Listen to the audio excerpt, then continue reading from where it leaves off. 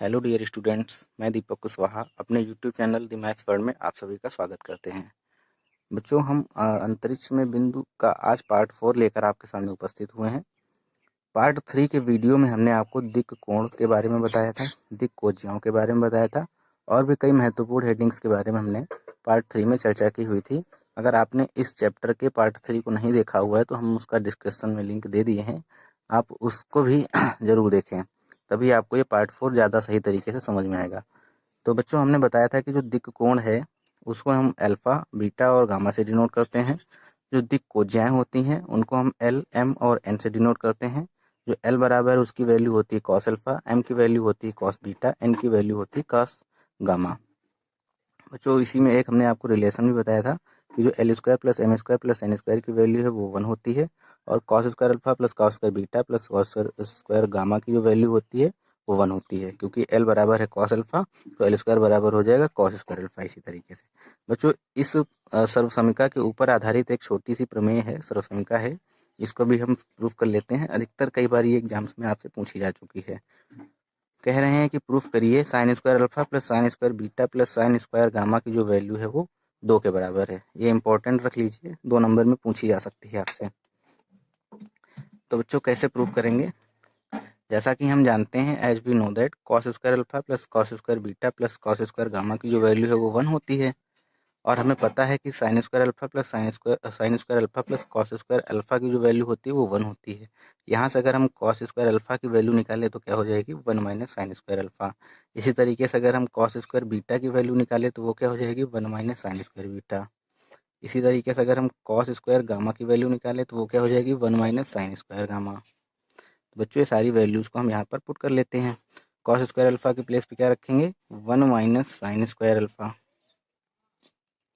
Plus cos square beta के place पे क्या रखेंगे? 1 minus sine square beta plus cos square gamma के प्लेस पे क्या रखेंगे? 1 माइनस साइन स्क्वायर गामा। और ये बच्चों 1 एज इट इज, इस 1 से एक 1 को हम कैंसिल कर देते हैं और जो बचा हुआ है उसको लिख लेते हैं। ये 1 है और ये 1 है, यानी कि प्लस में 1 का 1 1 प्लस में 2 हो जाएगा, माइनस का साइन स्क्वायर अल्फा माइनस में साइन स्क्वायर बीटा माइनस में साइन स्क्वायर गामा और ये प्लस का 2 बरा इक्वल के उस साइड जाएगा पक्षांतर होकर के, तो हो जाएगा माइनस का 2। बच्चों, यहाँ पर हम माइनस कॉमन ले लेते हैं, बचेगा sine square alpha plus sine square beta plus sine square gamma बराबर में -2। माइनस से माइनस कैंसिल हो जाएगा। जो बच्चों हमको लाना था वो हमारा प्रूफ हो गया है। 2 नंबर के लिए इम्पोर्टेंट सर्वसमीका थी, सभी बच्चे कॉपी में नोट करते हुए चले। बच्चों, इसके पहले वाले लेक्चर में हमने आपको दिक् कोज्या और दिक् अनुपात में एक रिलेशनशिप के बारे में बताया था। क्या होती है दिक् कोज्या और दिक् अनुपात में रिलेशनशिप? पहली जो रिलेशनशिप होती है वो होती है एल अपॉन ए बराबर एम अपॉन बी बराबर एन अपॉन सी। जब इसको हमने लेमडा वगैरह मान के सॉल्व किया था तो एक रिलेशनशिप निकल के आई थी, एल बराबर a upon under root a square plus b square plus में सी स्क्वायर। एम बराबर निकल के आया था वो बी अपॉन रूट के अंदर a square plus b square plus c square. इसी तरीके से एन बराबर क्या निकल के आया था? सी अपॉन रूट के अंदर a square plus b square plus में सी स्क्वायर। तो बच्चों, ये बेहद महत्वपूर्ण रिलेशनशिप है। इसके ऊपर बेस्ड बहुत सारे क्वेश्चंस आपको करने रहेंगे, अभी हम आपको कराएंगे आज के पार्ट 4 में। तो इसको बहुत ध्यान से आप याद कर लीजिए। जो एल बराबर है वो क्या होता है? दिक् कोज्या, और ए क्या है? दिक् अनुपात। दिक् अनुपात यानी कि डीआर्स, और दिक् कोज्या को हम कहते हैं डिसीज। हम बार बार डिसीज के नाम से इसको बोलेंगे तो आप बिल्कुल समझ के चलिएगा कि डिसीज जो है हम दिक् कोज्या को कहते हैं और डीआर्स जो है वो हम दिक् अनुपात को कहते हैं, डायरेक्शन रेशियो को। ठीक है बच्चों, तो इसमें एक महत्वपूर्ण हेडिंग की चर्चा करते हैं, 2 रेखाओं के बीच का कोण ज्ञात करना। कोई 2 रेखाएं हैं,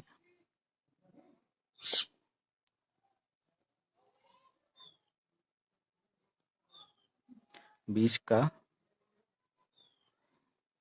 कोण ज्ञात करना। Angle between 2 lines. ठीक बच्चों, इसमें पहला पॉइंट आप समझ लीजिए, जब हमें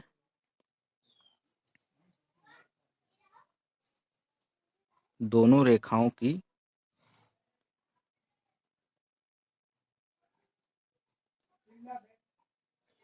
दिक् कोज्याएं दी हुई हों,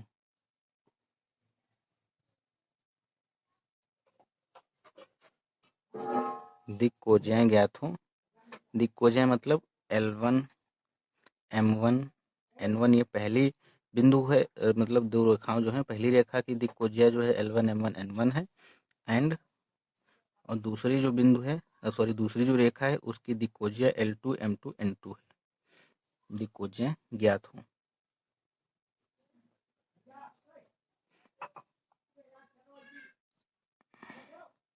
ठीक है बच्चों, दिक् कोज्याएं L1 M1 N1 और L2 M2 N2 ज्ञात हों। तब इसके लिए बेहद आसान सा एक फार्मूला है, आपको फार्मूले के ऊपर कंसंट्रेशन करना है, इसका प्रूफ कभी पूछा नहीं जाता है। तो फार्मूला क्या निकल के आता है, कॉस थीटा बराबर L1 L2 plus M1 M2 plus N1 N2। बच्चों हम फिर से रिपीट करना चाहेंगे, कोई दो रेखाएं हैं, उन रेखाओं की अगर हमें दिक् कोज्याएं पता हो L1 M1 N1 L2 M2 N2, तो जो उनके बीच में जो एंगल होगा, उनके बीच में जो कोण होगा, उसकी जो वैल्यू है कुछ इस तरीके से होती है, कॉस थीटा बराबर L1 L2 plus M1 M2 plus N1 N2।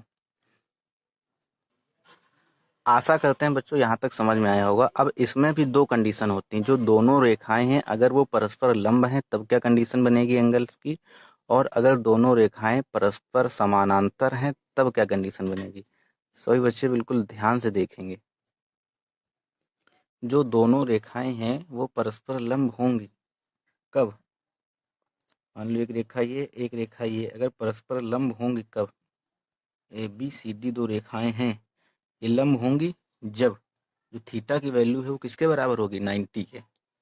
यदि थीटा बराबर किसके हो, 90 के, तो जब थीटा बराबर 90 तो वैल्यू यहाँ पर हम पुट करेंगे, तो cos 90 की जो वैल्यू होती है वो 0 होती है। यानी कि बच्चों क्या हो जाएगा, परस्पर लंब की कंडीशन में L1 L2 plus M1 M2 plus N1 N2 equal to 0। तो कहने का मतलब बच्चों क्या हुआ, दो रेखाएं हमें दी हैं, अगर हमें प्रूफ करना हो कि ये दोनों रेखाएं आपस में परपेंडिकुलर होंगी, लंबवत होंगी, तब हमें उनकी जो दिक् कोज्याएं दी गई हैं उनको आपस में मल्टीप्लाई करके ऐड करेंगे और उसकी वैल्यू 0 आनी चाहिए। L1 का L2 से मल्टीप्लाई, M1 का M2 से मल्टीप्लाई, N1 का N2 से मल्टीप्लाई, और आपस में जोड़ने पर उसकी वैल्यू अगर 0 आ जाए तो हम क्या कह सकते हैं कि ये दोनों रेखाएं परस्पर लंबवत हैं। इसी क्रम में बच्चों थोड़ा सा हम और आगे बढ़ते हैं। दूसरा पॉइंट है कि ये दोनों रेखाएं परस्पर समानांतर हों। हाँ तो बच्चों दोनों रेखाएं परस्पर समानांतर होंगी यदि L1 अपॉन L2 बराबर में M1 अपॉन M2 बराबर में N1 अपॉन N2। तो ये दोनों कंडीशन जो है बच्चों, इनको आप अक्षरशः याद रखेंगे, इस बहुत ही इम्पोर्टेंट है ये, और अधिकतर एग्जाम्स में इससे क्वेश्चन पूछ ही लिए जाते हैं। तो बिल्कुल ध्यान से समझेंगे एक एक पॉइंट। अगर कुछ भी समझ नहीं आया तो आप हमें कमेंट बॉक्स में लिख के बताएंगे, तो हम आपको दोबारा फिर दूसरा वीडियो बना के समझाएंगे। ठीक है बच्चों, तो बिल्कुल लास्ट तक बने रहेंगे। तो अभी हमने आपको बताया कि ये जो दोनों रेखाएं हैं इनके बीच का कोण ज्ञात करना जब हमें दिक् कोज्याएं पता हो। अब दूसरी कंडीशन क्या है, दोनों रेखाओं के बीच में हमें कोण ज्ञात करना जब उनके हमें दिक् अनुपात पता हो। दिक् अनुपात मतलब A1 A1 A1 A2 A3 B1 B2 B3, sorry A1 B1 C1 A2 B2 C2। ठीक है बच्चों, देखते हैं। तो बच्चों नेक्स्ट पॉइंट है रेखाओं के बीच का कोण ज्ञात करना जब रेखाओं के दिक् अनुपात यानी कि A1 B1 C1 और A2 B2 C2 पता हो, तब रेखाओं के बीच के कोण क्या होंगे। चलिए थोड़ा ध्यान से समझ लेते हैं बच्चों। जैसा कि हम जानते हैं, क्या जानते हैं, आप तो बहुत कुछ जानते हैं। एज वी नो दैट, जैसा कि हम जानते हैं बच्चों, क्या जानते हैं कि L1 बराबर जो होता है वो A1 बटे A1 square plus B1 square plus C1 square.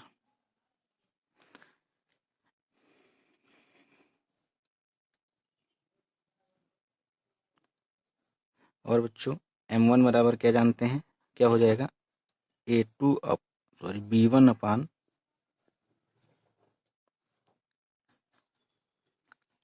A1 square B1 square plus C1 square. और N1 बराबर क्या हो जाएगा, C1 अपॉन में A1 square B1 square plus C1 square. ठीक है, इतना तो हम जानते हैं पहले से ही। इसी तरीके से L2 क्या हो जाएगा, L बराबर जानते हैं ये A अपॉन होता है। अब हमें दो दिक अनुपात दिए गए तो उनके लिए अलग अलग हमें फार्मूला बनाना पड़ेगा। तो L1 बराबर ये हो जाएगा, M1 बराबर ये, N1 बराबर ये। इसी तरीके से L2 बराबर क्या हो जाएगा, ऊपर A2 अपॉन में रूट के अंदर A1 square plus B1 square, sorry A2 square B2 square plus C2 square. M2 बराबर क्या हो जाएगा, B2 अपॉन में A2 square plus B2 square plus C2 square. और बच्चों N2 बराबर क्या हो जाएगा, C2 अपॉन में A2 square B2 square plus C2 square. यहाँ तक तो समझ में आया ही होगा बच्चों। जब हमें एक दिक अनुपात पता होता है A1 ABC, तो हम लिख लेते हैं कि L बराबर A upon A square B square C square root के अंदर, M upon B upon root के अंदर C अपॉन, इसी तरीके से लिख लेते हैं। जब हमें दो दिए गए दिक अनुपात A1 B1 C1 A2 B2 C2, तब हमें L1 L2 B1 B2 L1 L2 M1 M2 N1 N2 इस तरीके से भी तो लिखना रहेगा। बस हमें एक फार्मूला पता था जो हमने पहले लिखा था, क्या पता था, चूंकि कॉस थीटा बराबर क्या पता था हमें, L1 L2 plus M1 M2 plus N1 N2, ये हमें पता था। बस यहाँ पे हमें वैल्यू पुट कर देनी है। तो यहाँ से बच्चों कॉस थीटा बराबर क्या निकल के आएगा, कॉस थीटा बराबर निकल के आएगा L1 के प्लेस पे A1 अपॉन में रूट के अंदर A1 square plus B1 square plus C1 square. और L2 के प्लेस पे क्या हो जाएगा, A2 अपॉन में रूट के अंदर A2 square plus B2 square plus C2 square. इसी तरीके से M1 में क्या हो जाएगा, B1 अपॉन में रूट के अंदर A1 square plus B1 square plus C1 square. और B2 अपॉन रूट के अंदर A2 square plus B2 square plus C2 square. और इसी तरीके से N1 N2 के लिए लिखेंगे तो C1 अपॉन रूट के अंदर A1 square plus B1 square plus C1 square और मल्टीप्लाई में C2 अपॉन रूट के अंदर A2 square plus B2 square plus C2 square. ध्यान से देखो बच्चों, नीचे जो बेस है सभी में इक्वल है और हमें ऐड करके लिखना है। तो कॉस थीटा इक्वल टू क्या हो जाएगा, थोड़ा सा लंबा हो रहा है लेकिन समझने के लिए बहुत आसान है, बिल्कुल घबराइएगा नहीं। तो बच्चों ऊपर हो जाएगा A1 A2 plus B1 B2 plus C1 C2 और नीचे क्या हो जाएगा, रूट के अंदर A1 square plus B1 square और प्लस में C1 स्क्वायर मल्टीप्लाई में A2 square plus B2 square plus में C2 स्क्वायर।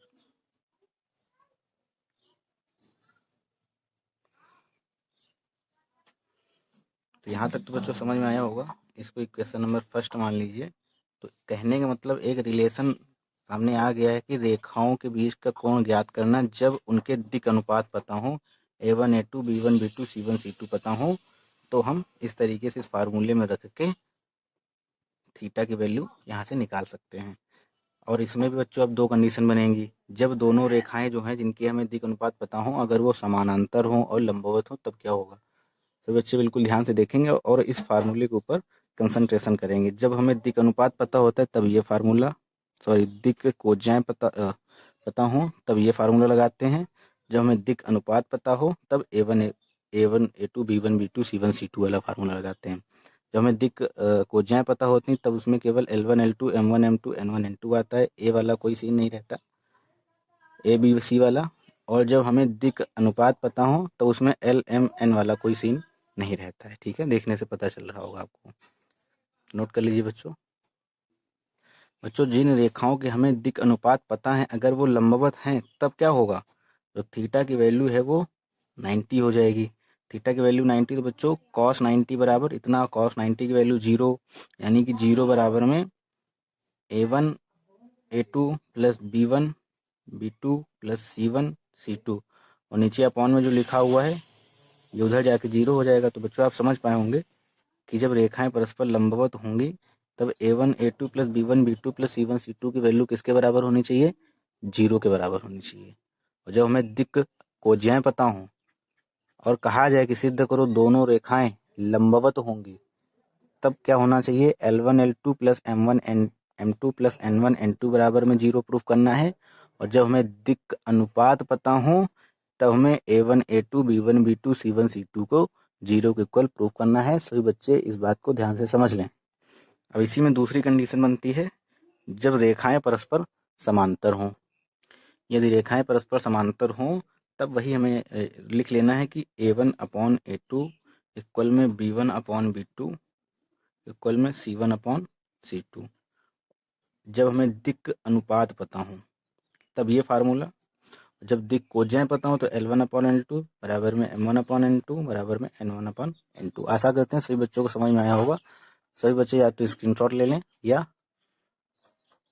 फिर नोट कर लें।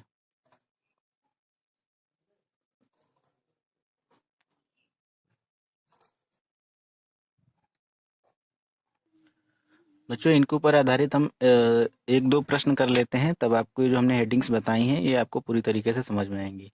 चलिए क्वेश्चन देखते हैं। कोई भी क्वेश्चन मान लो दिया गया है, उन दो रेखाओं के बीच का कोण ज्ञात करो जिनकी कोज्याएं, हमें कोज्याएं दी गई हैं 3/7 माइनस 6/7 कॉमा 2/7 और 2/3 माइनस 2/3 और माइनस का 1/3। ठीक बच्चों, सभी बच्चे बिल्कुल ध्यान से देखेंगे।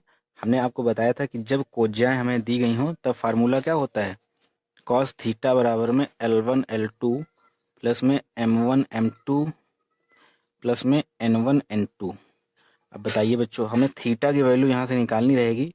L1 के प्लेस पे 3/7 है, L2 के प्लेस पे 2/3 है, प्लस M1 के प्लेस पे माइनस का 6/7 है, M2 के प्लेस पे माइनस का 2/3 है, और बच्चों N1 के प्लेस पे 2/7 है और N2 के प्लेस पे माइनस का 1/3 है। आपस में मल्टीप्लाई करके हमें लिखना है 6/21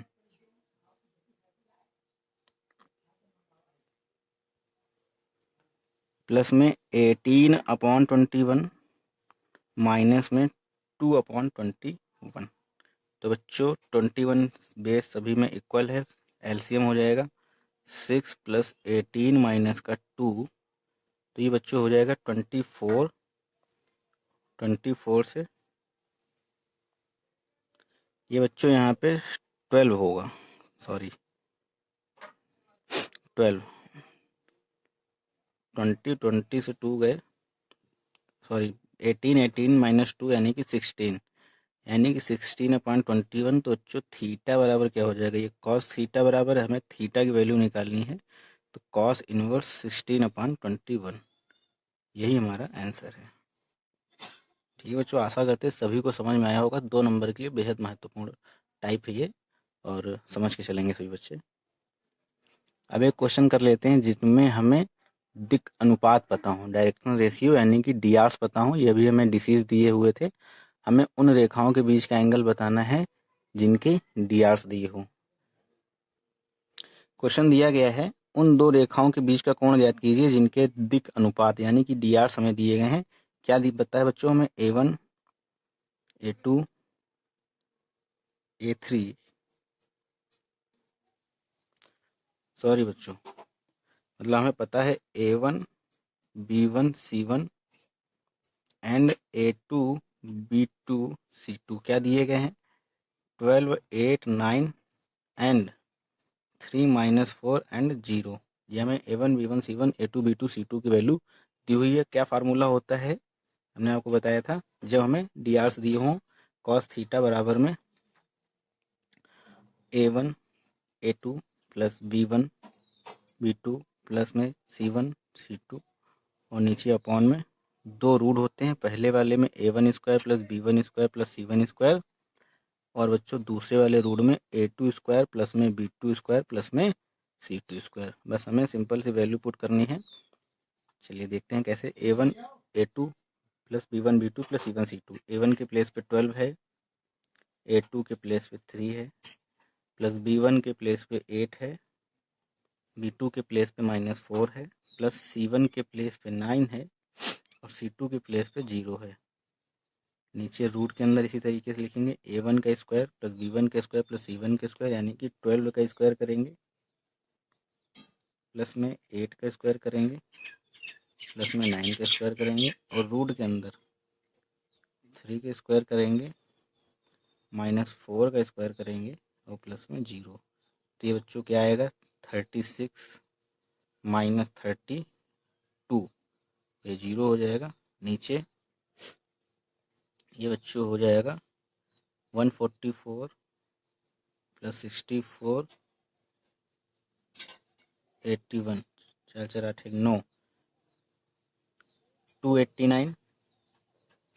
ये बच्चों क्या हो जाएगा, 3 त्रिक 9 और 4 चौको 16 9 25 यानी कि रूट के अंदर 25 यानी कि 5।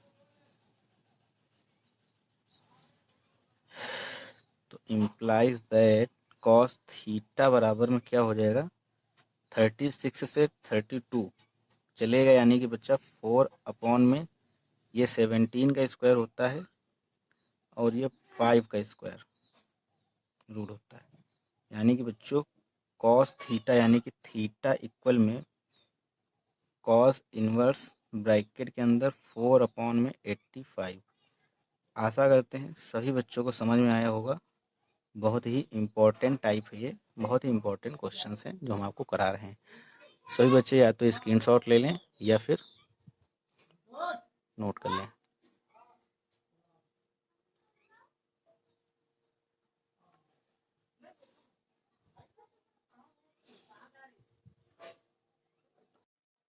आइए बच्चों इसी क्रम में एक दो और इम्पोर्टेंट क्वेश्चन हम कर लेते हैं।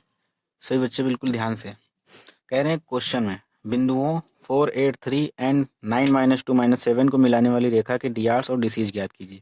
कोई एक रेखा है ये, इनके हमें बिंदु दिए गए हैं 4 8 3 एंड इधर निर्देशांक हमें दिए गए 9 - 2 - 7। हमें जो है इनके डीआर्स और डीसीज फाइंड करने हैं। तो बच्चों हमने आपको पिछले टर्न पे बताया था कि जो डीसीज हैं और डीआर्स इनके फार्मूले क्या होते हैं।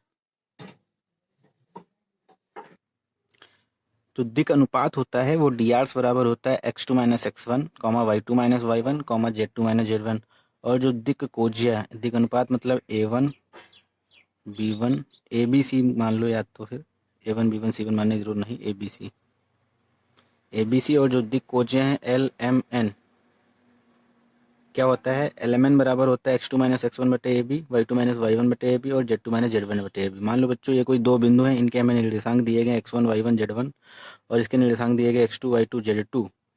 तो इसका जो फार्मूला होता है डीआर्स फाइंड आउट करने का, हमने बताया था कि x2 - x1 y2 - y1 z2 - z1। तो बच्चों डीआर्स क्या हो जाएंगे, ए बी सी बराबर क्या हो जाएगा, x2 - x1 यानी कि 9 - 4, y2 - y1 यानी कि -2 और -8, z2 - z1 यानी कि -7 और -3। तो बच्चों क्या हो जाएंगे, ये 5 -10 और ये -10। आशा करते हैं सभी बच्चों को यहाँ तक समझ में आया होगा। ये क्या है, किसकी वैल्यू है, ये डीआर्स की वैल्यू है। अब हमें क्या कह रहे हैं, बताना है हमें दिक् कोज्या यानी कि LMN क्या हो जाएगा, x2 - x1 बटा में AB। x2 - x1 क्या है, यही निकल के आया यानी कि 5 upon AB -10 upon AB Z2 minus Z1 यानी कि माइनस का 10 अपॉन में AB।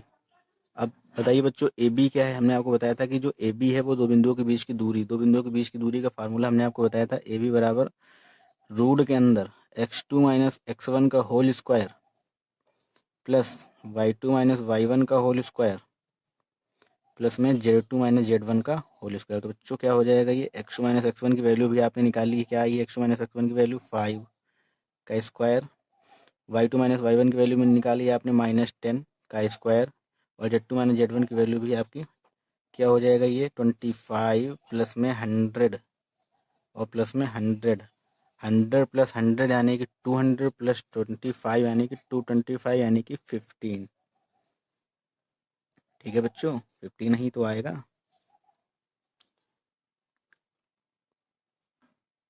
ठीक है, तो बस हमें वैल्यू पुट करनी है। LMN क्या हो जाएगा इक्वल में 5 अपॉन AB की value 15 minus 10 upon 15 minus 10 upon 15। तो ये बच्चों क्या हो जाएगा 1 अपॉन 3 और 2 से 5 बार में 10 और 3 से 5 बार में 15 -2 अपॉन 3। ये LMN है। आशा करते हैं बच्चों सभी बच्चों को समझ में आया होगा। बहुत ही आसान और बहुत ही इम्पोर्टेंट क्वेश्चन। सभी बच्चे स्क्रीनशॉट ले लें या कॉपी में नोट कर लें। बच्चों एक और इम्पोर्टेंट क्वेश्चन है, समझ लेते हैं। इस तरीके के प्रश्न भी पूछे जाते हैं। कह रहे हैं कि एक रेखा एक्स अक्ष तथा वाई अक्ष की धनात्मक दिशाओं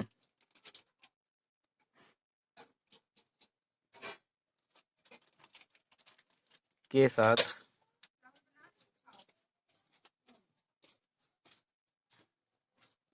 क्रमशः 30 डिग्री एंड 60 डिग्री के कोण बनाती है।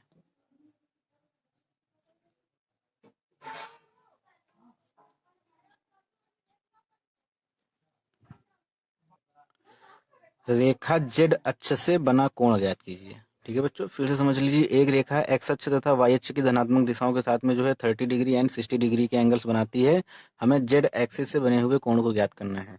ठीक है, तो हमने आपको बताया था कि जो पॉजिटिव डायरेक्शन से एंगल बनते हैं उनको हम अल्फा बीटा और गामा से डिनोट करते हैं। हमें वैल्यू दी गई अल्फा बीटा की, हमें किसकी वैल्यू फाइंड करनी, गामा की।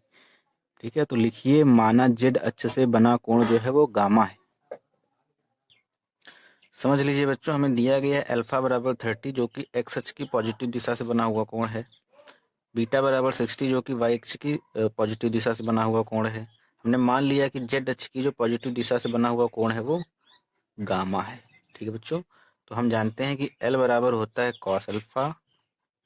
लिख लीजिए as we know that L बराबर कॉस अल्फा, एम बराबर जो होता है वो कॉस बीटा एंड एन बराबर कॉस गामा।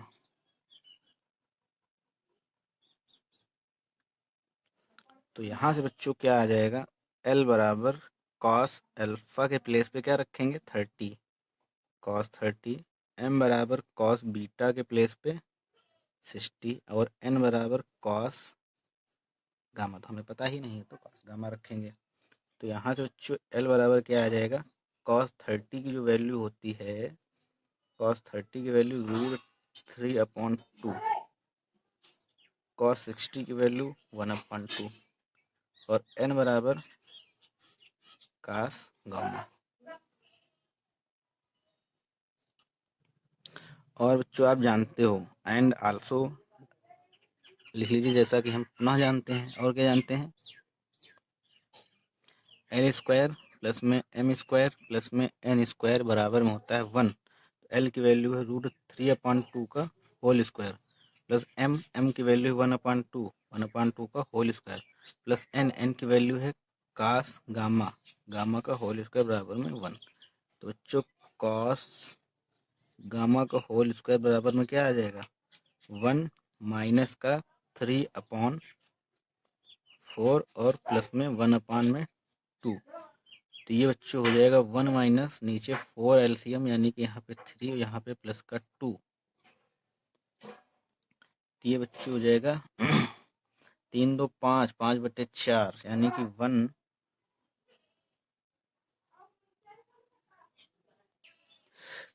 सॉरी बच्चों ये हो जाएगा 1/4, ये 4 तो ये 4 सॉरी ये 1, 3 1 4 4 4 यानी कि 1 माइनस 1 बराबर में 0।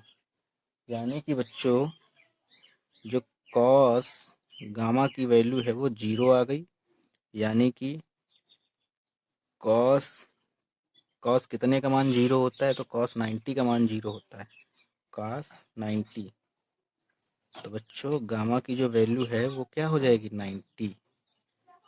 अतः लिखेंगे आप नीचे, अतः जेड अक्ष की पॉजिटिव दिशा से बना कोण कितना है 90 है। आशा करते हैं सभी बच्चों को समझ में आया होगा, सभी बच्चे स्क्रीनशॉट ले लें।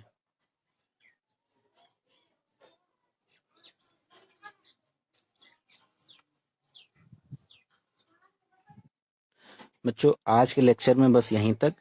कल के पार्ट 5 में हम आपके लिए लेकर के आएंगे प्रक्षेप ज्ञात करना। बहुत ही इम्पोर्टेंट टाइप है ये भी आपके परीक्षा की दृष्टि से, तो सभी बच्चे पार्ट 5 भी बिल्कुल देखेंगे। और अगर आपने अंतरिक्ष में बिंदु को अभी तक पार्ट 3 तक के वीडियोज नहीं देखे हुए हैं तो उनका लिंक हमने डिस्क्रिप्शन में दे दिया है, उनको आप जरूर देखें। आपके इम्पोर्टेंट चैप्टर वृत्त के भी अगर आपने 5 वीडियोज नहीं देखे हुए हैं तो उनका भी लिंक हमने डिस्क्रिप्शन में दे दिया है, आप उन 5 वीडियोज को भी देखें जो कि परीक्षा की दृष्टि से बहुत ही महत्वपूर्ण हैं। बच्चों हर चैप्टर को कंप्लीट करने के बाद में एग्जाम से हम थोड़े दिन पहले एक मैराथन क्लास 1-1 घंटे की हर चैप्टर के लिए लेकर के आएंगे, जिसमें हम ढेर सारे महत्वपूर्ण प्रश्नों की श्रृंखला को ही कराएंगे जो हमेशा से परीक्षा में आपके पूछे जाते रहे हैं।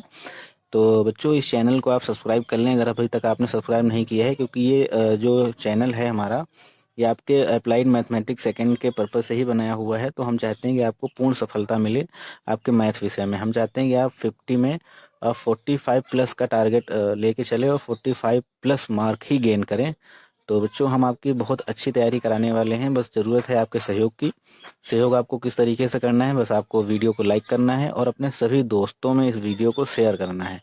पूरे यूपी की जितनी पॉलिटेक्निक्स हैं बच्चों, सभी पॉलिटेक्निक कर रहे सभी विद्यार्थियों के पास में ये वीडियो पहुंचना चाहिए, ये जिम्मेदारी आपकी है। बच्चों अगर हम आपके लिए इतना स्ट्रगल कर रहे हैं तो अब आपका भी थोड़ा सा कर्तव्य बनता है कि आप भी हमारे इस स्ट्रगल को समझें और अपना सहयोग दें हमें। ठीक है बच्चों, बहुत बहुत धन्यवाद। अगर आपने वीडियो को लाइक नहीं किया है तो लाइक करके ही जाएं।